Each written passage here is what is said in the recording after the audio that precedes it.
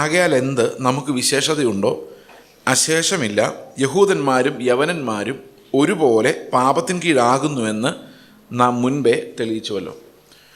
അപ്പോൾ പൗലോസ് പറഞ്ഞു വരുന്ന ഒരു കാര്യം, ഇത് ക്രിസ്ത്യൻ പ്രിൻസിപ്പിൾസിൻ്റെ ഏറ്റവും ഫൗണ്ടേഷനാണ്. റോമാലേഖനമാണ് നമ്മൾ ആദ്യം പഠിക്കേണ്ട ലേഖനം.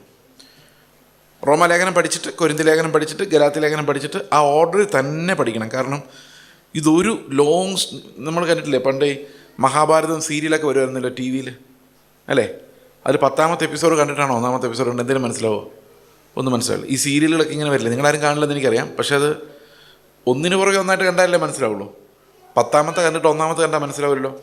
അതുപോലെ തന്നെ ഒരു ചരിത്ര പുസ്തകം വായിച്ചാലും 2ാമത്തെ ഭാഗം വായിച്ചിട്ട് 1ാമത്തെ ഭാഗം വായിക്കാൻ പാടില്ല.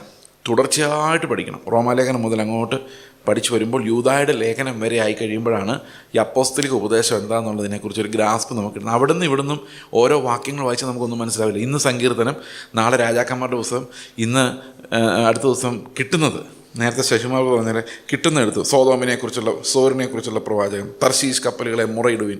മുറ എന്ന് പറഞ്ഞാൽ എന്താണ്? ഇങ്ങനെ പറഞ്ഞുകൊണ്ട് നമുക്ക് അപ്പോസ്തലിക ഉപദേശം ഒരിക്കലും മനസ്സിലാകത്തില്ല. അപ്പോൾ അപ്പോസ്തലിക ഉപദേശം മനസ്സിലാണെങ്കിൽ ആ അപ്പോസ്തലന്മാർ തുടർച്ചയായിട്ട് എഴുതി ഇങ്ങ് ഇട്ടിരിക്കുമോ കുറേ കാര്യങ്ങൾ. സഭകളെ പഠിക്ക്, റോമയിലെ സഭ ഇത് വായിക്ക്, കൊരിന്തിലെ സഭ ഇത് വായിക്കുക എന്ന് പറഞ്ഞ് സഭകൾക്ക് വായിക്കാൻ വേണ്ടിയും പഠിക്കാൻ വേണ്ടിയും മാത്രം. അപ്പോൾ ഈ സഭകൾ, ബാംഗ്ലൂരിലെ സഭയെ ഇത് വായിക്ക് എന്ന് പറഞ്ഞുകൊണ്ട് തന്നേക്കുന്ന കുറേ സാധനങ്ങളുണ്ട്. അത് സഭ ആദ്യം വായിക്കണം, അല്ലേ? ശരിയല്ലേ ഞാൻ പറഞ്ഞത്, അല്ലേ? സോറിനോടുള്ള പ്രവചനം അവർ വായിക്കട്ടെ, നമുക്കത് പിന്നെ വായിക്കാം. ആദ്യം നമുക്കുള്ളത് വായിക്കാം, എന്നിട്ട് സോറിനെ എങ്ങനെയാണ് ദൈവം നടത്തിയെന്നുള്ളത് പിന്നെ വായിച്ചാൽ പോരെ? ഏതാ അത്യാവശ്യം? നിങ്ങൾക്ക് എല്ലാവർക്കും ഓരോ കത്ത് ഞാൻ തന്നു കഴിഞ്ഞാൽ നിങ്ങൾക്ക് ഇവിടെ വെച്ചേക്കുക ഓരോരുത്തരുടെ കത്ത്, ഓരോരുത്തർക്ക് ഓരോ കത്ത് വെച്ചിരിക്കും. നിങ്ങൾ അയൽവക്കക്കാരുടെ കത്താണ് ആദ്യം വായിക്കേണ്ടത്, അവനവൻ എഴുതിയ കത്താണ്. അവരവർക്ക് എഴുതി വായിച്ചിട്ട് പിന്നെ വേണമെങ്കിൽ അത് കിട്ടുവാണെങ്കിൽ എന്താ എഴുതിയത് എന്ന് ചോദിക്കാം, അല്ലേ? എന്നിട്ട് വേണം ഒന്ന് വായിക്കാൻ തരാമോ എന്ന് ചോദിച്ചു വേണം. പക്ഷേ ഫസ്റ്റ് പ്രിഫറൻസ് എന്തിനാണ്? നമ്മൾ. അതുകൊണ്ടാണ് ഈ സഭകൾക്ക് എഴുതിയ ദൂതാണ് ആദ്യം. അത് പഠിച്ചു കഴിയുമ്പോഴാണ് നമുക്ക് പഴയ നിയമം എന്താണെന്ന് ക്ലിയർ ആകുന്നത്. അപ്പോൾ പഴയ നിയമം വളരെ അപൂർവമാണ്, നമ്മൾ അത് തന്നെ വായിച്ചാൽ.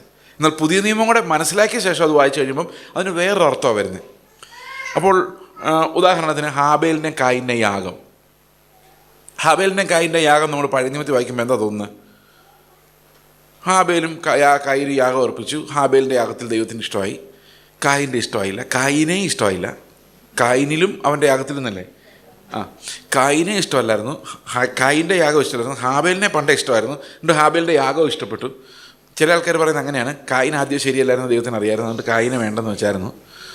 പിന്നെ വേറെ ചില ആൾക്കാർ പറയുന്നത് രക്തം കണ്ടാലേ കർത്താവിന് സമാധാനമുള്ളൂ, അതുകൊണ്ട് ഹാബേൽ ഒരു ആടിനെ അർപ്പിച്ചു, അവിടെ രക്തം ഉണ്ടായിരുന്നു. മറ്റേത് പടവലങ്ങയും മത്തങ്ങയും അതിനകത്ത് രക്തമില്ലായിരുന്നു, അതുകൊണ്ട് രക്തത്താൽ മാത്രമേ വിമോചനമുള്ളൂ എന്നുള്ളത് കൊണ്ടാണ് ഹാബേലിൻ്റെ യാഗത്തിൽ അർപ്പിച്ചു. അങ്ങനെയൊക്കെയല്ലേ ചിന്തിക്കാൻ പറ്റുള്ളൂ. പക്ഷേ എബ്രായ ലേഖനം വായിക്കുമ്പോഴാണ് പറയുന്നത് വിശ്വാസത്താൽ ഹാബേൽ കായിൻ്റേതിനേക്കാളും ശ്രേഷ്ഠമായ ഒരു യാഗം കഴിച്ചു. അപ്പോൾ എന്തായിരുന്നു ഈ ഹാബേലിൻ്റെ പ്രത്യേകത എന്ന് വെച്ച് കഴിഞ്ഞാൽ, ഹാബേലിൽ ദൈവം പ്രസാദിക്കാനുള്ള കാരണം എന്താണെന്ന് എബ്രായ ലേഖനകർത്താവ് പറയുന്നത്, അവൻ വിശ്വാസത്താൽ കായിൻ്റേതിനേക്കാൾ ശ്രേഷ്ഠമായ ഒരു യാഗം കഴിച്ചു എന്ന് പറഞ്ഞു കഴിഞ്ഞാൽ ആ യാഗത്തിൻ്റെ ശ്രേഷ്ഠത തന്നെയായിരുന്നു. പക്ഷെ അത് രക്തമല്ലായിരുന്നു അതിൻ്റെ കാരണം, പിന്നെയോ വിശ്വാസമായിരുന്നു. അത് പുതിയ നിയമം വായിക്കുമ്പോഴാണ് നമുക്ക് മനസ്സിലാകുന്നത്. അപ്പോൾ എന്തുകൊണ്ട് രക്തം അവിടെ ഇമ്പോർട്ടൻ്റ് അല്ലായിരുന്നു എന്ന് ചോദിച്ചു കഴിഞ്ഞാൽ, കായിനും ഹാബേലും പാപികളായിരുന്നുകൊണ്ടല്ലേ യാഗം അർപ്പിക്കേണ്ടി വന്നത്. ഹാബേൽ മര്യാദക്കാരനാണെന്ന് യാഗം കഴിക്കേണ്ട കാര്യമില്ലായിരുന്നല്ലോ. തന്നില്ല, ഹാബേൽ ആട്ടിടയനും കായിൻ കൃഷിക്കാരനുമായിരുന്നു. കൃഷിക്കകത്ത് എവിടുത്തെ രക്തം? വല്ല ആണി കൊണ്ട് നമ്മുടെ ശരീരത്തിൽ നിന്ന് രക്തം വരികയല്ലാതെ അതിനകത്തെങ്കിലും രക്തമില്ല. അപ്പോൾ അവൻ യാഗം അർപ്പിക്കണമെങ്കിൽ എന്ത് ചെയ്യണം? സ്വന്തം പ്രോഡക്റ്റ് ഉണ്ടെന്ന് യാഗം അർപ്പിക്കണമെങ്കിൽ കടയിൽ പോയി ആട് മേടിക്കാമെന്ന് വിചാരിച്ച കടയില്ല. ഹാബേലും കായിനുള്ളിടത്ത് എന്ത് കട? അപ്പോൾ അവനവൻ ഉണ്ടാക്കിക്കൊണ്ട് വന്ന് ദൈവത്തിന് കൊടുക്കാൻ മാത്രമേ പറ്റുമായിരുന്നുള്ളൂ. പക്ഷേ ഫെയ്ത്ത് എന്ന് പറയുന്നതായിരുന്നു അവിടുത്തെ ഡിഫറൻഷ്യേറ്റിംഗ് ഫാക്ടർ. അത് നമ്മൾ പുതിയ നിയമം വായിക്കുമ്പോഴാണ് മനസ്സിലാകുന്നത്, വിശ്വാസത്താലാണ് ഹാബേൽ ശ്രേഷ്ഠമായ യാഗം കഴിച്ചത്.